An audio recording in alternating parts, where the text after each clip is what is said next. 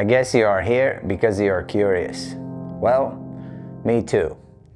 I'm excited to find out if this stuff that is inside this Cine Dark pack will be useful to you, and hopefully it can elevate some of your work. In this video, I will tell you a little bit more about the process that went into creating this stuff that is inside this free production pack. There will be some sounds in there that will hopefully bring your visuals to some other levels. Sound effects, some soundtracks, and there will also be some power grades. There are 3 types of power grades. 2 of them are only available in Davinci paid version. So if you have that, you will be able to look inside and tweak them around and turn things off and on. And just to say that I am not a professional colorist, so I'm kind of going with the vibe and with the feeling. The shot that we'll be using is slightly underexposed, so I was pushing the curves a little bit to make it brighter. So there's definitely some noise.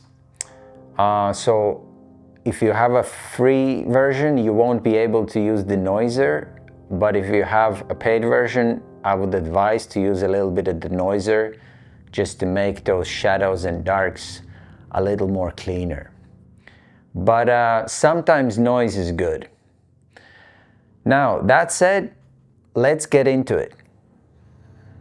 In your folder, when you download it, you'll have a test clip. Let's drag it inside. It's ProRes 422 HQ, so it's a very high quality file. Then you'll have Cinedark sound effects, melodic, so euphoric sound, exploring sound, wandering sound. These are like kind of mood pieces that I created. Then you have reverse risers that go whoop backwards. Then you have risers. And then you have swells. So a good bunch here. Let's put them all in here. Okay, so now let's create a new timeline. Master. Let's see what project settings it has. I would advise you to go 4K if you want to check the colors in full strength. Let's enlarge this. Now, here's your clip. Now, here you can see the settings. It's Sony a7 IV in S-Log3. ISO was 3200, which is the second base ISO. White balance was 4900 Kelvin. And light source that I'm holding here in my hand was set to 5600 Kelvin.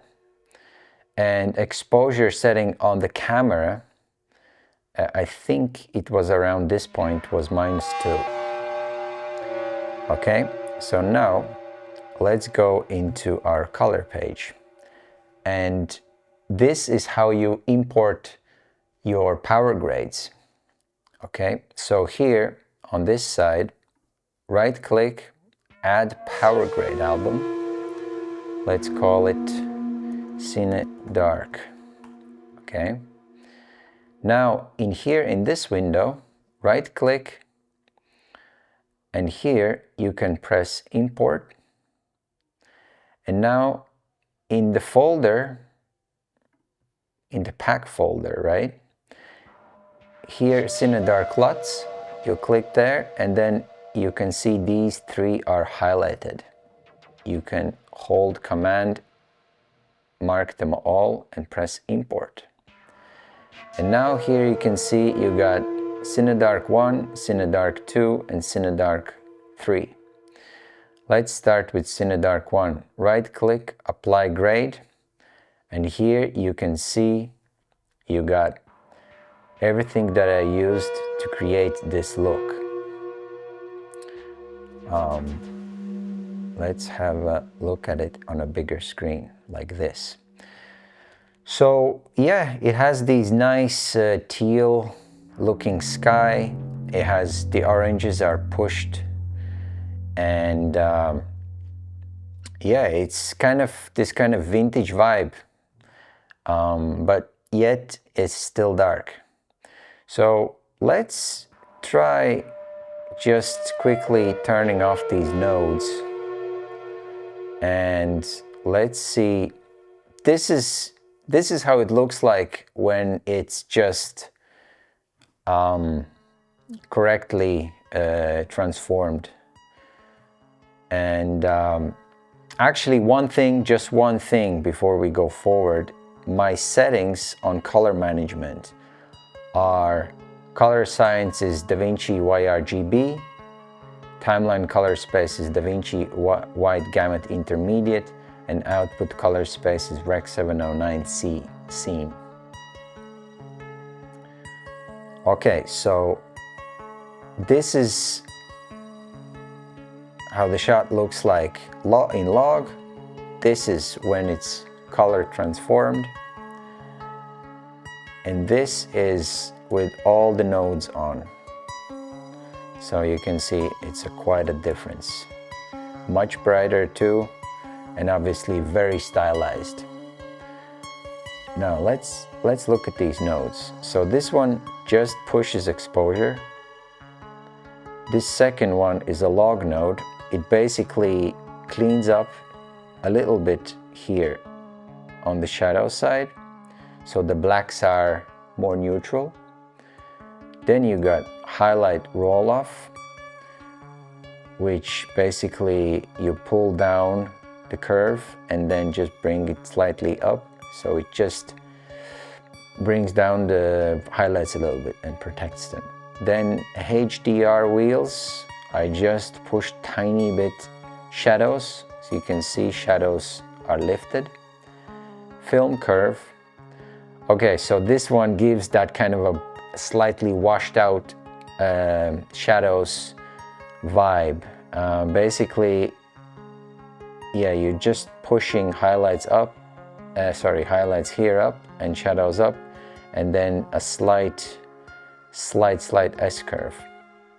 Tint, yeah, as you can see, I'm taking out that pinkish vibe with the tint. Where it is, I think, hold on, let me just check quickly something here. Gamma, no, it wasn't there. Oh, I'm sorry. Okay, here we go. So hue versus hue. I am just taking away the greens a little bit. Yeah. So, and something happens with exposure as well here. Oh yeah, I'm darkening a little bit gamma and a little bit of highlights. Then next one is warp tool. Ooh, this one gives it quite a bit a boost here. Now, oh yeah, this one, it's this color warper chroma luma, and basically I lock this middle dot or whatever you want to call it, and then I push these sides to the, I push these two dots to the sides, and this one kind of pushes it more orange, more into this kind of orange, and yellow and orange, and blues into more teal. And by the way, this setting will be at 0 here, axis angle. So you have to push it to around 40 to get these two colors here, and then push it. So let's see what it does. Yeah, it really adds to the image. So basically this one alone already gives that stylized, vintagey, nice orange, tealish vibe. Then there is hue versus sat. Oh yeah, this is a bit of a wild curve, But basically this one pushes more. As you can see, the blues get more blue. Look, reds, oranges here, just get more orange. So this one just pushes those colors. You have to be careful with these things. If they feel too strong, by the way, any node here feels too strong for you, go into here, key output gain, and just move this slider.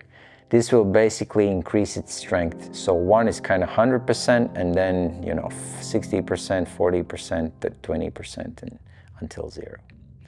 Okay, go back to 100. Now, glow. Glow, it is what it is. I think, what did I, oh yeah, I changed this from normal to soft light. And then, yeah, you just drop the spread down, threshold, and spread up, and pretty much that's it. It just adds a bit more glow. And then this last one is the film look creator. Wow, okay, this, I mean, this here itself is a look already. But if you add this here, film creator, it just, for me, this is just nicer. And obviously there's a lot going on here. So film look is vintage, core look. Then there's a bit of contrast. There's slight change in white balance and slight change in tint. And that's it. That's the first power grade. Right, let's go into clips. Let's go back to edit. No, let's go back to color, gallery. And now let's check out second look. Apply grade. Second look becomes visible. In the second look, I was trying to use different ways to make a similar kind of vibe, but for free version. And all these nodes should work for free version users. And the last one that gives that filmic vibe is this one, Fujifilm. And if you go into LUTs and film looks, see here, Fujifilm, that's the one. And all Davinci users should have this available. So, and again, you can see all I'm doing here is just adding the amount with key output gain. So this is without. Let's make the screen bigger. And this is with. Like this is, yeah, you can just push it. This is the way originally it looks. When you slap it, that Fujifilm on, this is how it looks. And obviously that's completely unusable in my book. So you're going down, the picture's getting more pleasing. And I mean, this is 0, and then, I don't know, somewhere around there. Let's go on and off. Yeah. Yeah, and that's it. This is the free look. Now let's go back into gallery and let's look at the third look here. Apply grade. Right, this one looks to me more contrasty. So again, this is just corrected. And this is with the vibe. I'm not gonna go through all the nodes, I'm just gonna look at this film look here.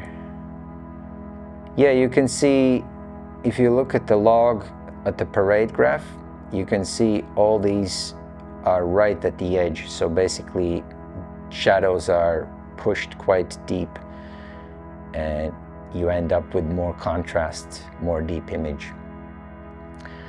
So that's it about looks. Let's go into our edit page, and yeah, you can basically play around with these soundtracks. You can add these soundtracks and have a listen.